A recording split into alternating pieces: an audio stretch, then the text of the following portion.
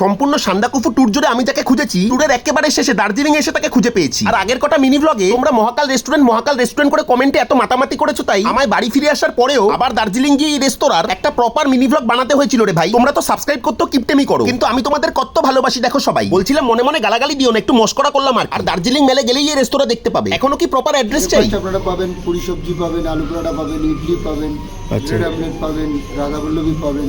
আচ্ছা আচ্ছা, রাধাবল্লভী কত এক প্লেট? রাধাবল্লভী এক প্লেটে আপনাদের 2 পিস রাধাবল্লভী থাকবে, একটা গোলাপ জামুন থাকবে, ছোলার ডাল থাকবে। আচ্ছা। 100 টাকা প্লেট হচ্ছে। আচ্ছা। পুরি সবজি 4 পিস পুরি থাকবে, আচ্ছা। সবজি থাকবে আপনাদের 70 টাকা প্লেট হচ্ছে। ইডলি 80 টাকা প্লেট, 3 পিস ইডলি থাকবে।